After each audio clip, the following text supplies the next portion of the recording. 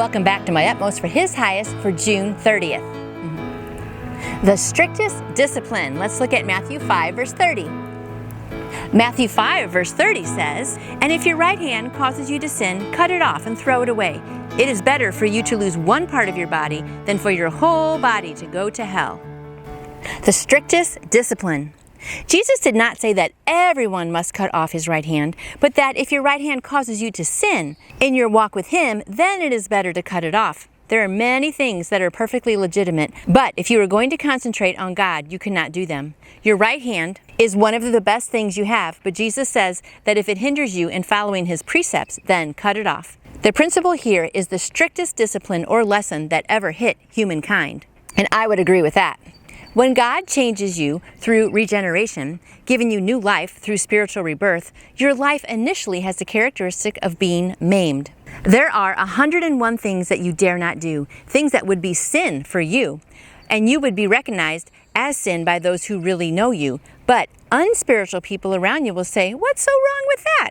How absurd you are. That's no big deal." There has never yet been a saint who has not lived a maimed life initially. Yet, it is better to enter into life maimed, but lovely in God's sight, than to appear lovely in man's eyes and lame to God's. At first, Jesus Christ, through His Spirit, has to restrain you from doing a great many things that may be perfectly right for everyone else, but not right for you. Yet, see that you don't use your restrictions to criticize someone else. The Christian life is a maimed life initially, but in verse 48, Jesus gave us a picture of a perfectly well-rounded life. You shall be perfect, just as your Father in heaven is perfect. I remember as a kid seeing that verse, if your right hand causes you to sin, cut it off. I just thought, oh my goodness, I don't want to walk around with just one hand, but now we know what Jesus is saying with that, right? That anything that causes you to sin, you need to get rid of that and stay away from that.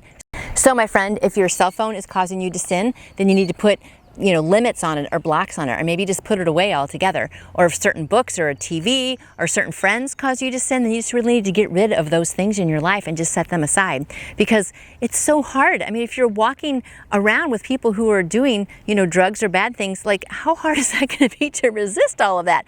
So that's where you just need to get rid of those things, which can be kind of hard to do, but it is really important, which is why it's so important to have Christian friends, to be going to church, to be reading devotion books, things like that, because every day they get your mind on Jesus, and that helps you stay away from all of those sins. Now, none of us is perfect. I've sinned many times already today, and I'm sure you have as well. However, being away from those kind of things is what it's talking about. So you can keep your right hand, but just use that hand for good things, right? Like showing people the way to Jesus. That'd be a great use for your hand.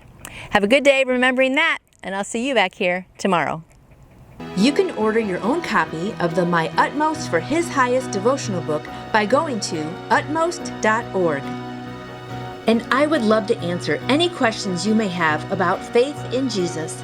Just email me through my website, nancyjoytoyou.com. And I hope you go out and shine for Him today. See you tomorrow.